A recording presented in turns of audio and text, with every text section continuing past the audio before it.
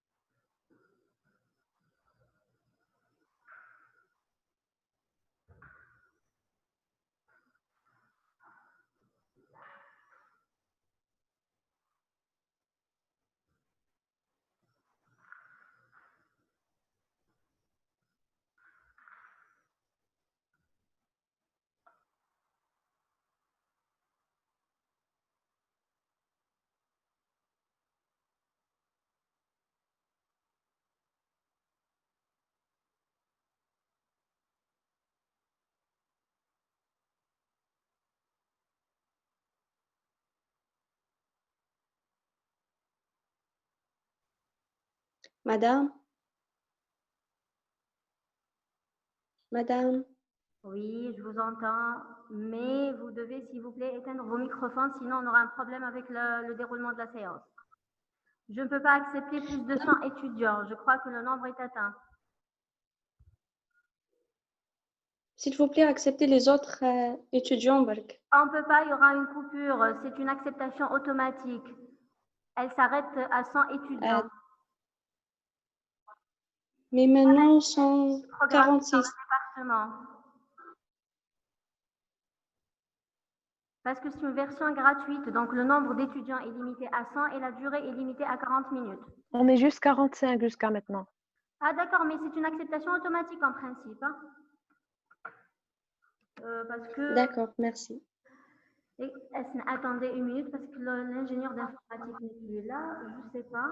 Je vais chercher où est-ce que je peux accepter plus. Converser...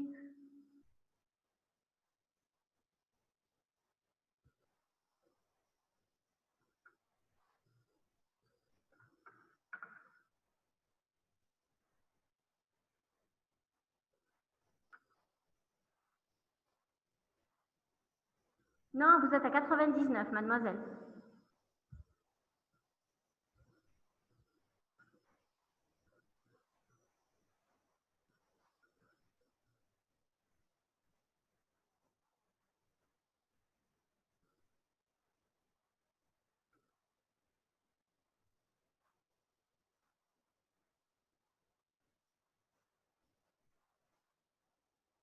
« 60, 63. Maintenant, vous êtes à 63. C'est accepté pour tout le monde. Il faut juste se joindre à la réunion. 66, 68. Là, on est à 75. D'accord, merci, madame. 82. Donc, une fois qu'on arrive à ça, en principe, l'adjonction des étudiants s'arrête. Vous m'entendez là?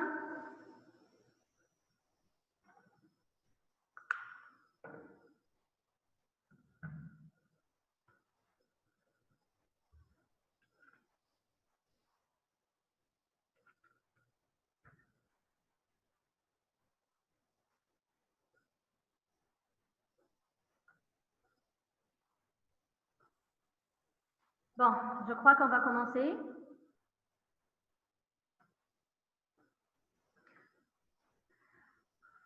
Donc, je souhaite la bienvenue à l'ensemble des étudiants de 3e année médecine ici présents. Aujourd'hui, on va clôturer le module de pharmacologie avec le dernier cours qui va porter sur les essais cliniques. Donc, tout d'abord, un petit rappel ou une petite introduction s'impose. Il faut savoir qu'une fois qu'une substance est découverte et qu'elle est douée d'activités pharmacologiques intéressantes, elle sera soumise en premier lieu à ce qu'on appelle les essais physico-chimiques. Ces essais physico-chimiques permettent en fait de déterminer la structure réelle de la substance, de mettre au point la forme galénique ou la forme pharmaceutique qui permettra au médicament, à la substance d'être administrée et d'optimiser cette forme pharmaceutique. Par la suite, on a une première étape qui vient après les études physico-chimiques qu'on appelle l'expérimentation préclinique.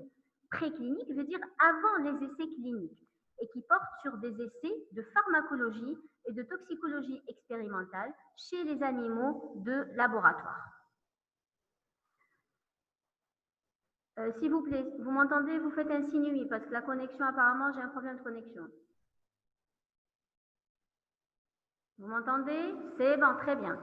Donc, au niveau de l'expérimentation préclinique, si on a des résultats satisfaisants quant à l'efficacité et à la sécurité du médicament chez les animaux de laboratoire, à ce moment-là, on peut commencer l'expérimentation clinique. On peut commencer à essayer le médicament in vivo chez l'être humain.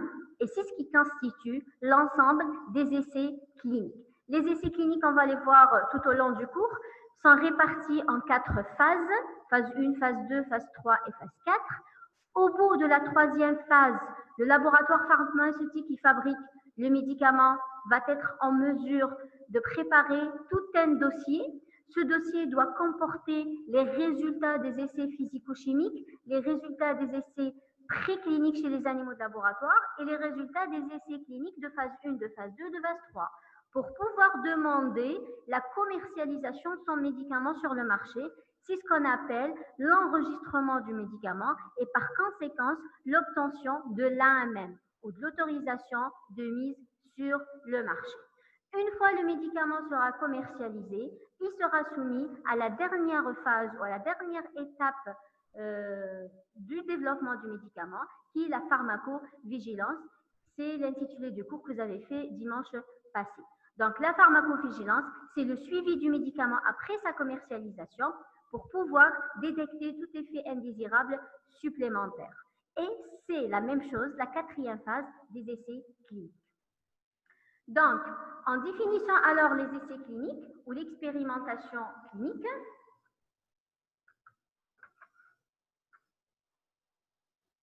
l'expérimentation clinique ou les essais cliniques, c'est l'ensemble en fait de stratégies visant à obtenir des informations valides et généralisables sur l'intérêt des nouveaux médicaments utilisés en thérapeutique humaine. Autrement dit, c'est une technique d'expérimentation du médicament.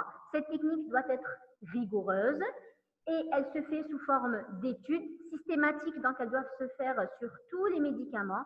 Elles doivent se faire chez l'homme. Cet homme peut être soit un volontaire sain, donc en bon état de santé, soit un volontaire malade. Ils sont divisés en 4 phases et ils doivent répondre à une méthodologie rigoureuse. Là, je dois m'arrêter. Qu'est-ce que ça veut dire une méthodologie rigoureuse?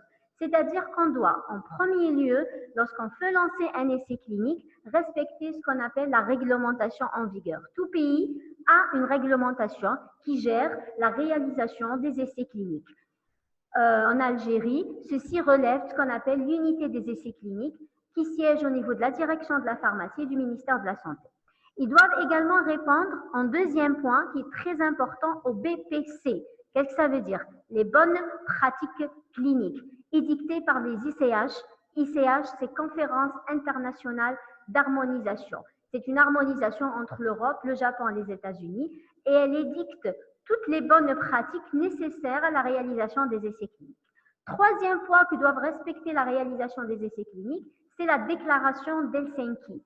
La déclaration d'Helsinki, sous sa dernière version, celle de Fortasella en 2013, parce qu'il y a des mises à jour chaque 2 à 3 ans.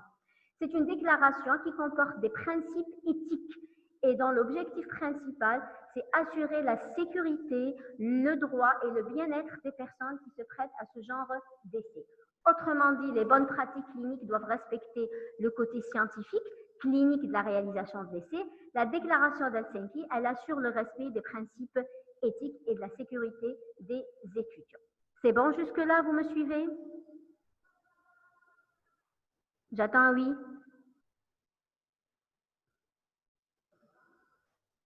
Donc, selon la réglementation algérienne, l'essai clinique est défini également comme étant toute investigation qui est lancée sur le sujet humain et qui permet d'avoir 2 objectifs. Premièrement, c'est toute investigation qui permet de découvrir l'effet clinique ou l'effet pharmacologique du médicament, ou bien toute investigation qui permet aussi d'identifier les effets indésirables.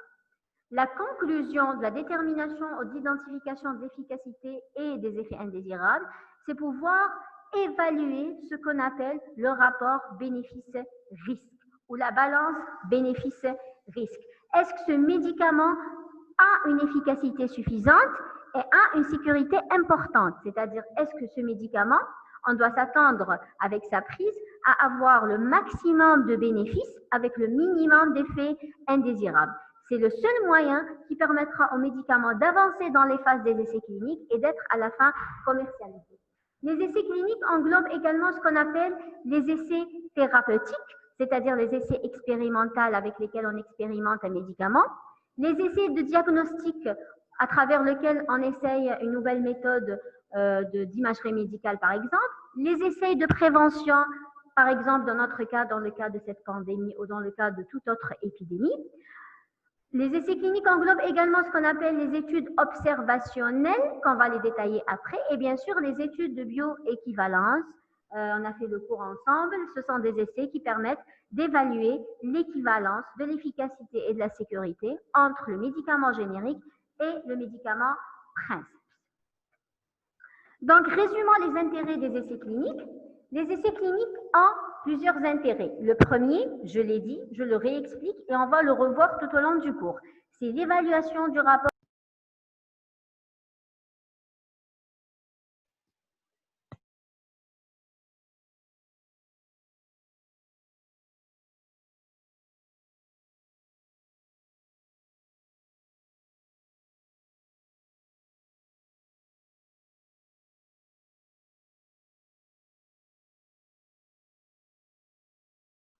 تعيشي باسكو عاودت تقص الكور وتعاودت تقصت لا كونيكسيون كومبليتمون. اها بدل لي البوست.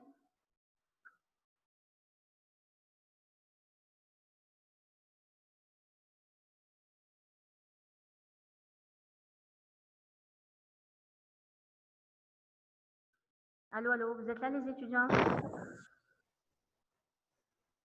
Si vous êtes là, vous faites un signe parce que la connexion s'est coupée. Oui. Les étudiants, vous m'entendez? On est là, madame. Oui, Vous madame. m'entendez?